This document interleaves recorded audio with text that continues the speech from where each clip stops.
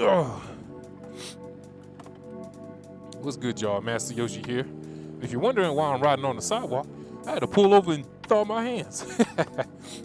But, you know, they say there's only two types of riders. I'm sure everybody's heard it. Those that bend down and those that are gonna go down.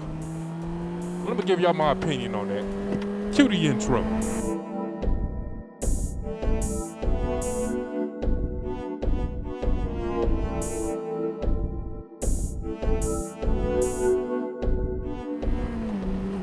What's good, y'all? Master Yoshi here, and it is cold as hell. Well, you know that term don't make no sense because hell is hot. It is cold as a witch's titty. It's like 32 degrees. Well, actually, it should be like 35 by now. But you know, I was so bold as to come out here, and I think I might have made a grave mistake. But the topic of today's video is the two types of riders. Now, I first heard this term in the movie Biker Boys.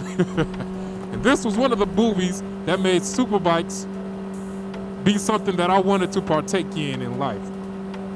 This movie made motorcycles just look awesome to me.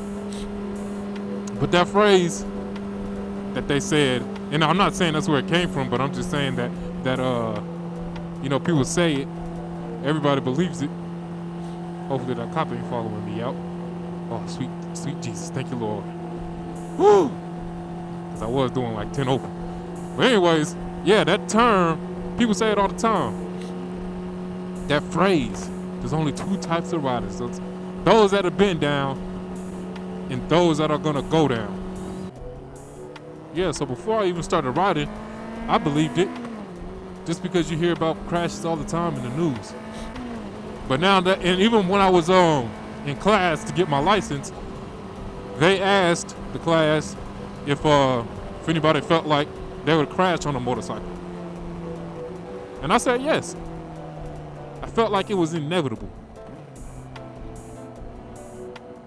Due to that saying, and just because, you know, everybody talks about how dangerous they are. But now that I got a few miles under my belt, I don't believe that's true.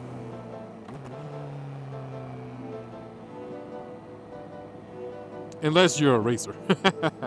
If you race super bikes or sports bikes or motorcycles, then yeah, I believe that you'll probably have to experience a crash at least once.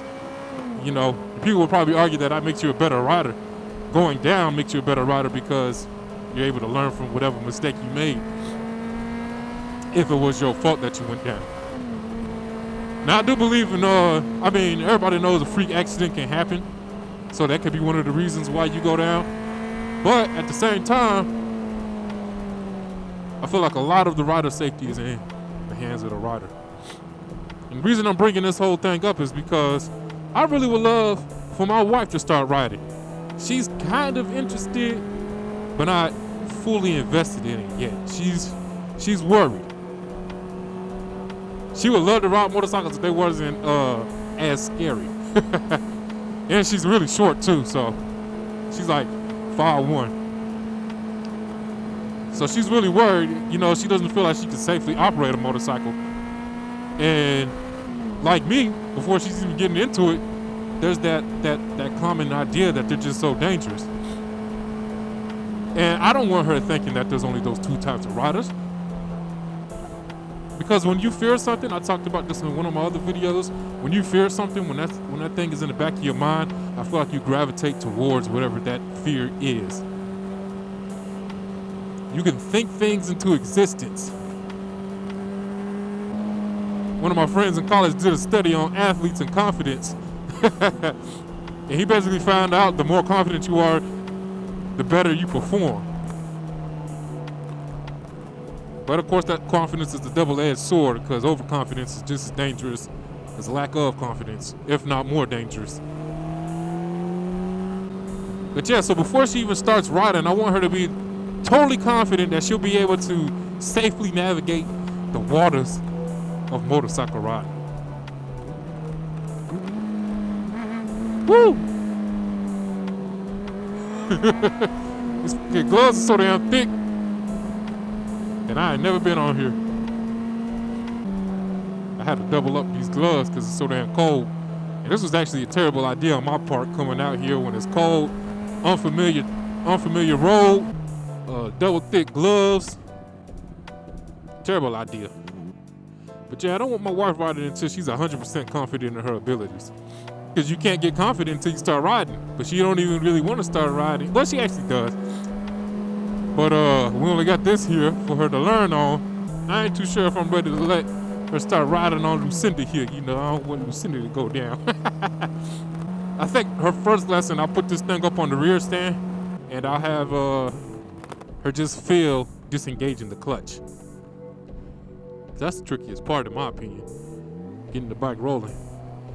Then from there, we'll put her on the street, and we won't even tell her to give it any throttle. The only thing she need to be worried about is releasing the clutch, and then grabbing the clutch when you want to come to a stop. That'll be lesson number 2. Lesson number 3, she gonna be able to roll. Well, I might just try to teach her like they teaching, I don't know, what do y'all think? Because they do try to teach y'all, this is a more powerful bike, but when you take your motorcycle lessons course, what they do is they tell you to get on that throttle and slowly disengage the clutch. But I want her to feel how easy it is to get the bike rolling without any throttle.